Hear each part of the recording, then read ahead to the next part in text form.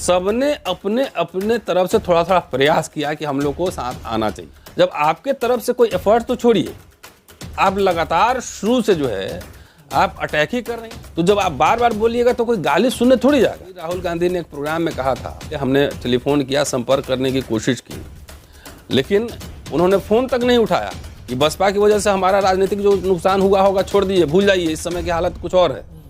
उन्होंने फ़ोन तक नहीं उठाया, मैसेज वापस भी नहीं किया, तो जब आप किसी का फ़ोन नहीं यार, घोसी उपचुनाव हुआ है। बसपा के लोकल नेताओं की तरफ से कहा गया था कि घोसी की विधानसभा पर जो बसपा का वोटर है वो नोटा को वोट कर दे। नोटा को 1700-1800 के करीब वोट मिला है और समाजवादी पार्टी जो है वो लगभग 48,000 से वो चुनाव जीत गई। कैसे देखते हो, लोग बसपा के नेताओं की बात नहीं मान रहे हैं या फिर लोग बीजेपी को हराने के लिए किसी को भी वोट कर सकते हैं? चलिए, इस बात के लिए तो बहन जी को शुक्रिया है, कम से कम उन्होंने नहीं कहा और लोकल लेवल के नेताओं ने कहा। और ये बात तो स्पष्ट, पहले मैं आंकड़ा दे देता हूँ। आंकड़ा ये है कि जीते हैं सुधाकर सिंह एसपी 1,24,427 वोट, और दारा सिंह चौहान बीजेपी से लड़े थे 81,668 वोट, मार्जिन है 42,759 वोट, और नोटा में महज 1,725 वोट मिले हैं। तो इसका क्या मतलब है? इसका मतलब ये है कि 10 साल में जनता इतनी पीड़ित हो गई है बीजेपी की नीतियों से, जितना दमन उत्तर प्रदेश में हुआ है। वहाँ योगी भी हैं, वहाँ ट्रिपल इंजन की सरकार है, निकाय में भी बीजेपी है, राज्य में भी बीजेपी है, केंद्र में बीजेपी है। तो ट्रिपल इंजन की सरकार में जितना दमन हुआ है और जितनी हकमारी हुई है, लोग ज़मीनी स्तर पर पीड़ित हैं। वो बीजेपी को हराने के लिए किसी को भी वोट दे सकते हैं। तो ये समझिए, सपा नहीं, इंडिया अलायंस यहाँ पे जीता है, क्योंकि कांग्रेस और तमाम लोगों ने उनको समर्थन किया था जो इंडिया अलायंस के पार्ट थे। तो ये अच्छी बात है ना कि जनता में स्वतः जागरूकता आई है, और जितना देख रहा है इसमें आप लोग की भूमिका बहुत है कि आप लोग तमाम ज़मीनी हकीकत लोगों को दिखला रहे हैं, लोगों को बता रहे हैं, उसका प्रभाव भी इस पर पड़ा है। इसलिए यह एक तरह से खतरे की घंटी है एनडीए सरकार और बीजेपी के लिए, क्योंकि वहाँ ट्रिपल इंजन थी और सारे मंत्री मुख्यमंत्री लगे हुए तो वहाँ पे प्रचार में दारा सिंह के लिए, लेकिन तब भी बीजेपी और भयानक मार्जिन है, ये 42,759 मार्जिन है। तो निश्चित रूप से जो खास तौर से अब बीएसपी के जो लोकल लीडर कह रहे हैं, तो उनकी बात नहीं सुनी ना लोगों ने, 1725 वोट ही आए। तो इसका मतलब है कि दलित वोट, मैंने तो कल भी कहा था कि इस जीत में दलित वोटरों की महत्वपूर्ण भूमिका है, और एक तरफा उन्होंने जो है इनको वोट दिया है समाजवादी पार्टी के उम्मीदवार को। जैसे बहुजन समाज पार्टी कह चुकी है कि हम अकेले चुनाव लड़ेंगे, तो अकेले चुनाव लड़ने के बावजूद भी क्या इसी प्रकार के फिर परिणाम आने की संभावना बनेगी इन फ्यूचर? देखिए, हम लोग जो बात कहते हैं ना, तो सब में जो बसपा के समर्थक है वो संदर्भों में नहीं समझते हैं। वो आउट ऑफ कॉन्टेक्स्ट जाके और उनके समर्थक को सिर्फ 2 लाइन कहने आता है, गाली देने आता है, और कांग्रेस का एजेंट है, कांग्रेस का दलाल है, कांग्रेस का ये, इसके अलावा कोई वैचारिक विमर्श में अगर बोले सेमिनार में आइए तैयारी करके बसपा के हिस्ट्री पे ही बात करते हैं, तो वो उनको कुछ नहीं पता है, अंधभक्ति में डूबे हुए हैं। हम लोग क्या कर रहे हैं, एक मान लिया कि अगर हम एक्टिविस्ट इंटेलेक्चुअल हैं, पढ़ाते हैं, तो बहुत सारे देश में ऐसे लोग हैं जो किसी पार्टी के सदस्य नहीं, ना किसी के प्रवक्ता हैं, लेकिन देश में जो हालात हैं उसकी व्याख्या करते हैं और ये अपील करते हैं कि भाई कम से कम बीजेपी को हराने के लिए एक मंच पे विपक्षी एकता बने। यही इंटेलेक्चुअल्स का काम होता है, एनालिसिस करना। अब अकेले अगर लड़ेंगी बीएसपी, तो उससे कितना सीट कहाँ पे जीतेगी? पिछली बार भी मैंने कहा था कि जब सपा बसपा गठबंधन बन के जब चुनाव लड़ा गया, तो 5 सीट सपा जीती और 10 सीट बीएसपी जीती, और कहीं भी देश के और किसी सूबे में उनको एक भी सीट नहीं मिली। और 14 के चुनाव में 0 सीट आया था। तो अकेले लड़ने से अगर ये संभावना दिखे कि भाई हम 20, 25, 50 सीट जीत सकते हैं, 40 सीट जीत सकते हैं, तो अच्छी बात है। 40 सीट में तो बार्गेन होके हो सकता है कि आपको प्राइम मिनिस्टर भी बना दिया जाए, क्योंकि पहले भी चंद्रशेखर बने हैं, उनके पास 40 सीट ही था।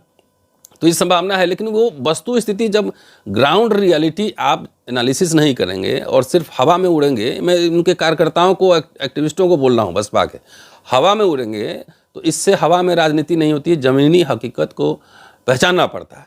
मैं तो व्यक्तिगत रूप से भी कह रहा हूँ कि ये बसपा कि लोगों से, लीडरशिप से ये आग्रह है कि अभी भी समय है, और समय है, आप इंडिया अलायंस के पार्ट बनिए और उसमें लड़िए। उसमें सरकार अगर बनती है, इंडिया अलायंस जीतता है, तो सरकार को बाहर से नहीं अंदर में जाइए, अपने 4 मंत्रालय बनवाइए, 4 मंत्री बनवाइए। और मैंने कितने एपिसोड चलाए हैं कि स्पेशल कंपोनेंट प्लान के, शेड्यूल का सब प्लान के अरबों खरबों रुपए कहाँ चले जाते हैं पता नहीं है। स्कूल कॉलेज की खराब हालत है, रोजगार बर्बाद हो चुका है, और इसकी सबसे ज़्यादा मार जो है ना शेड्यूल कास्ट, शेड्यूल ट्राइब और ओबीसी पे पड़ रही है। ठीक है, तो सरकार में शामिल होंगे तो जाहिर है यही मंत्रालय लीजिए और जो पैसे हैं उसको खर्च करवाइए, 1000 स्कॉलरशिप दीजिए और ज़्यादा से ज़्यादा लोगों को विदेश पढ़वाइए।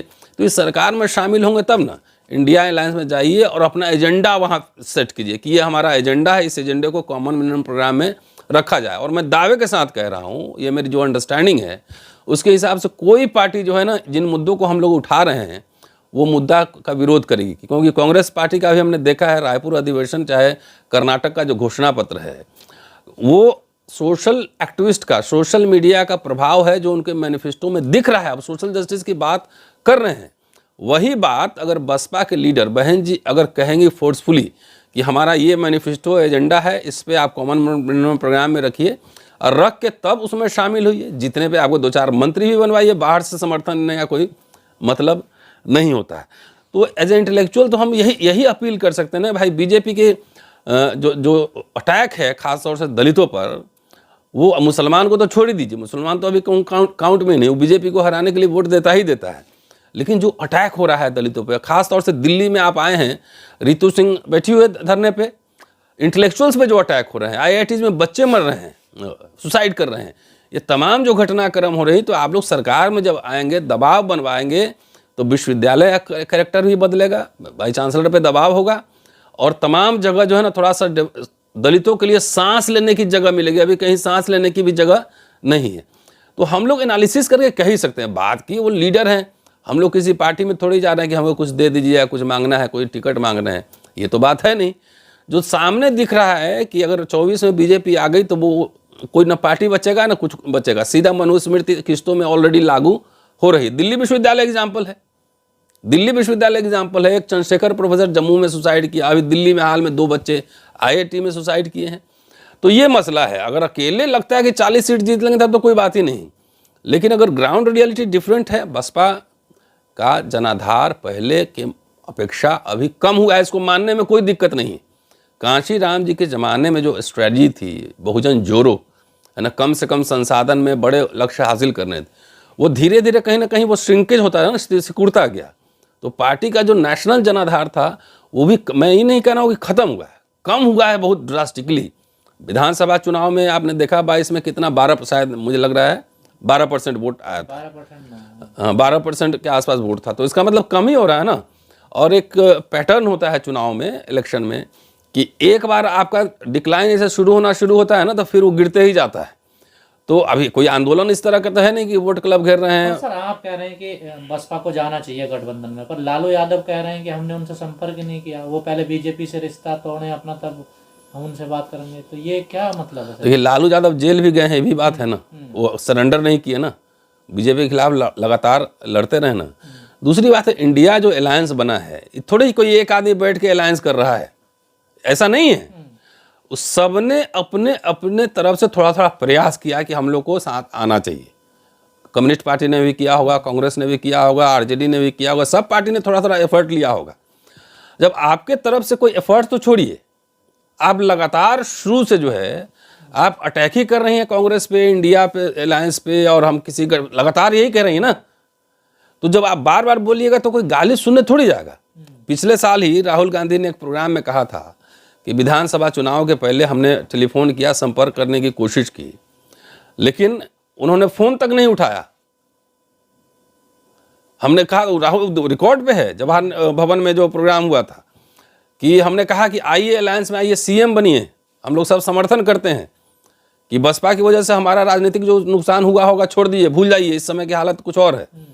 उन्होंने फ़ोन तक नहीं उठाया, मैसेज वापस भी नहीं किया। तो जब आप किसी का फ़ोन नहीं उठाइएगा, कोई बात नहीं कीजिएगा, इनिशिएटिव नहीं लीजिएगा, किसी से डर भी जाइएगा, सरकार से भी लोग कह रहे हैं कि डरी हुई हैं, तो फिर कैसे कोई बात करेगा? कोई ना कोई आपको सिस्टम, अब खड़गे साहब हैं, अगर बहन जी मायावती जी अगर खड़गे साहब को फ़ोन करेंगी तो ऐसा थोड़े कि उठाएंगे नहीं, बात नहीं करेंगे। लेकिन थोड़ा सा आपको भी लिबरल होना पड़ेगा, थोड़ा सा आपको एक स्टेप आप चलिएगा, तब किसी से उम्मीद कर सकते हैं कि 4 स्टेप वो भी आगे बढ़ेगा। ठीक है जी। तो जब एग्रेसिव मोड है कि कांग्रेस पे ही अटैक है, इंडिया पे ही अटैक है, इंडिया नाम क्यों रखा, तो ये अटैक है, तो जाहिर है कि लोग थोड़ा सा डाउटफुल होंगे, डरेंगे भी। इस गठबंधन में एक चर्चा और है कि ना इसमें दलित चेहरा है ना कोई मुस्लिम चेहरा है, दोनों पार्टियों में अभी कोई चेहरा ही इंपॉर्टेंट नहीं, गठबंधन में कैसे अब खड़गे साहब नहीं दिख रहे हैं? नहीं, वो तो कांग्रेस है ही ना। हाँ, तो और क्या, वो दलित नहीं है? नहीं, दलितों की जो पार्टियां या मुस्लिमों की कौन पार्टियां। दलित की? भाई दलित की पार्टी तो बसपा ही है ना। चंद्रशेखर आजाद भी कह रहे हैं हमसे भी संपर्क नहीं अरे किया। कोई बात नहीं कि अभी चंद्रशेखर आजाद की पार्टी बहुत ही शैशवावस्था में है, और अखिलेश यादव और इनके क्या नाम है इनका, आरएलडी वाले जयंत के साथ और अखिलेश जी के साथ ये तो मंच तो शेयर कर ही रहे हैं। तो ये अंडरस्टैंडिंग होगी भाई, उनको चुनाव लड़ाना है, कितने सीट पे लड़ाना है। अभी कोई पार्टी खड़ी तो नहीं है, अभी कहीं कोई विधायक एमपी तो नहीं है, तो ये थोड़ा सा अंडरस्टैंडिंग तो डेवलप करना होगा ना। पार्टी तो बसपा ही है ना, दलितों की पार्टी अगर देश में कोई है तो बसपा ही है अभी, और कोई पार्टी नहीं है। ठीक है जी। तो इसलिए अभी तो हम लोग ये कह रहे हैं कि भाई चेहरा भूल जाओ, चेहरा भूलो, उसके बाद पहले बीजेपी को हराओ 24 में, कौन क्या बनेगा बाद में देखा जाएगा। ये बात तो ओपोजिशन के लोग भी कह रहे हैं। राहुल गांधी ने कहा कि मैं कोई कुछ नहीं बनना मुझे, कहा ना, किसी कोई दावा ठोक रहा है कि मैं पीएम बनूंगा, मेरा पीएम है, कोई दावा नहीं ठोक रहा है। पहले सब समझ गया है कि बीजेपी को हराओ, नहीं तो पार्टी का अस्तित्व भी नहीं बचेगा 24 के बाद। तो ये तो सबके लिए लागू हो रहा है ना। बीएसपी धीरे धीरे कमजोर भी तो हुई है ना। एक जब ये गठबंधन होते हैं कि शब्द आता सम्मानजनक, हमारा ये क्या क्या कि हमारा सम्मान होना चाहिए, हमें सम्मान। अरे भाई इसका तो कोई पैरामीटर नहीं ना कि सम्मान आप किस चीज़ से होंगे। कोई लड्डू से भी खुश हो जाते हैं, और हनुमान तो लड्डू से खुश हो जाते हैं, गणेश लड्डू से खुश हो जाते हैं। किसी देवता की को बलि चढ़ती है बकरे की, किसी को भैरव बाबा को शराब और कबूतर चढ़ाया जाता है। यहाँ किस चीज से खुश होंगे? ये सम्मानजनक की बात। अब ये नेता लोग बताएगा, हमको नहीं पता है कि ये कैसे खुश होते हैं नेता लोग। हाँ, ये उनसे पूछिए। लेकिन ये बात है कि जब बीएसपी राइज पे था, पूरा टॉप पे, ठीक है जी, तो जब एकदम नेशनल लेवल पे धूम थी बीएसपी के एक ज़माने में, उस समय कितनी सीट बीजेपी जीती? मैं आंकड़ा दे सकता हूँ, सॉरी बीएसपी मैक्सिमम सीट जीती है 2009 में 21 सीट मैक्सिमम। उसके पहले पंजाब में 3 बार चुनाव जीती है ना। एक बार 89 में पहली बार हरभजन लाखा फिलौर से जीते थे, 91 में मोहन सिंह फालियावाला जीते थे, 96 में काशीराम जी होशियारपुर से जीते थे और मोहन सिंह जीते थे फिर फिल्लौर से। उसके बाद मध्य प्रदेश से भीम सिंह पटेल और सुखलाल कुशवाहा, अंबाला अमन कुमार नागरा। मतलब अगर आपका क्षेत्रीय ज्योग्राफिकल लोकेशन आप देखेंगे तो उत्तर प्रदेश के बाहर 1 बार जीते हैं आप हरियाणा में, पंजाब में 3 बार जीते हैं, एक सीट, एक बार 2 सीट। उसके बाद आप मध्य प्रदेश में जीते हैं। तो लोकसभा के मैप के हिसाब से मेजर जो स्टेट है वो उत्तर प्रदेश में है, और उसके बाद जो है हरियाणा में 1 बार है ना, वो 98 के चुनाव में, और पंजाब और मध्य प्रदेश यही है ना, साउथ में नील, ईस्ट वेस्ट में नील। तो अब इसके अनुपात में अब तो वो स्थिति भी नहीं है किसी प्रदेश में आप चुनाव जीत लेंगे। ऐसी स्थिति आपको दिख रही है तो अच्छी बात है, मुझे तो फिलहाल नहीं दिख रही है। तो सम्मानजनक ये है कि भाई बसपा का वोट हर जगह है, तो अलायंस में अगर जाएं तो हर प्रदेश में कम से कम 1 सीट जीतने की कम से कम बार्गेनिंग तो होनी चाहिए, इतना तो मिलना चाहिए। ये मेरी तरह से सम्मान है। एक सीट मतलब? हाँ, यूपी के अलग, यूपी के बाहर जहाँ जहाँ लड़े कम से कम 1 सीट पे जो है ना इंडिया अलायंस को छोड़ देना चाहिए, 1 से 2 सीट पे, 1 या 2 सीट। हाँ, जहाँ पे मजबूत पकड़ है, नहीं तो हारने के लिए चुनाव नहीं लड़ना चाहिए, ये मेरी समझ है। और हम तो रिक्वेस्ट ये, यूपी में कितनी सीटों पर समझौता कर लेना चाहिए बहन जी? मैं कह रहा हूँ 30-30 हो जाए, 30-30 सपा बसपा 30-30, 10-12 कांग्रेस लड़ ले, और जयंत और चंद्रशेखर और जितने और छोटे दल हैं वो समय बांट दें सीट। तो इतने पर तो सहमति बनी जाएगी ना। तो ये तो मैं आज फार्मूला दे रहा हूँ, इलेक्शन कब है? 24 में है। 24 में वीडियो निकाल लीजिएगा। इतने फार्मूला पर अगर लड़ लें चुनाव इतने पे, तो बीजेपी मुश्किल से 20 सीट जीत पाएगी। कहीं सर ये हाल तो ना हो जाए बहन जी, अगर अभी समझौता कर लें चंद्रशेखर वाले, जो अखिलेश के सामने चंद्रशेखर रो रहे थे सीटों के लिए। अरे भाई देखिए, बड़े लोगों को जो है ना बड़ा दिल दिखाना चाहिए, ठीक है। और बड़ा दिल दिखाना चाहिए। अभी तो बहुत सारे पार्टियों में बहुत सारे नेता की ज़रूरत है। एक नेता से कोई अगर समझ रहा है कि हम पूरा जीत लेंगे, ये गलतफहमी हटा दें। एक समय में एक पार्टी के अंदर जब सैकड़ों बड़े लीडर होते हैं ना, तब वो पार्टी जो है ना बलशाली होती है। अभी रास्ते बंद तो नहीं है, चुनाव तो अभी नहीं, बंद नहीं है। और हम लोग आज भी लगा लीजिएगा 30-30 का फॉर्मूला दे रहा हूँ, 30-30 का दे रहा हूँ। ईमानदारी से गठबंधन हो और चुनाव से के समय गठबंधन न हो, तब न जाए। तब कोई कार्यकर्ता मूड बना चुका होता है, वोटर मूड बना लेता ये है। भी तो डर होता है ना सर, पार्टी को आपने ठीक ही ध्यान दिलाया, कार्यकर्ता भी तो डर जाते हैं ना। अगर गठबंधन पहले हो जाता है, कुछ कार्यकर्ता बोले हमारी तो सीट आएगी नहीं है, वो प्रचार करना बंद। नहीं भाई, जब क्या अब सबको बाबा साहब बोले थे ना, हमारे कार्यकर्ताओं का दिक्कत यह है कि सबको चुनाव लड़ना है। सब तो नहीं लड़ सकता है ना, एक जगह एक ही आदमी लड़ सकता है ना। तो इसका मतलब सारे कार्यकर्ता लड़ेंगे तो उतना सांसदीय विधायकी है ना पार्टियों के लिए। नहीं, हम ये कह रहे हैं कि अलायंस सिर्फ पॉलिटिकल नहीं हो, अलायंस सोशल हो। जमीन पर जो है ना, जिन सामाजिक समुदायों में झगड़ा है, और कुछ सपा की गलतियां भी हैं, मतलब जैसे प्रमोशन रिजर्वेशन फाड़ना और वहाँ रिजर्वेशन में गड़बड़ होना, उनके मुख्यमंत्री काल में डिमोट हो जाना, फलना ढिमका सब, तो वो तो दर्द है दलित समाज में। लेकिन अब दिल बड़ा करना चाहिए, और लेकिन जितना हिस्ट्री पास्ट में हुआ सबको ठीक करेंगे। और सामाजिक गठबंधन भी हो, समाज के दिल से दिल मिले, तब होता है गठबंधन। खाली राजनीतिक गठबंधन करने का फायदा नहीं है। पिछली बार सपा बसपा लड़ी, सिर्फ 15 सीट ही जीत पाए, क्योंकि लोकल लेवल पे तो टेंशन था ना, यादव जाटव कॉन्फ्लिक्ट था लोकल लेवल पे, तो इसलिए वो दिल नहीं मिल पाया। अब दिल मिलाने की जरूरत, सिर्फ दल नहीं, दिल मिलाने की जरूरत। शुक्रिया।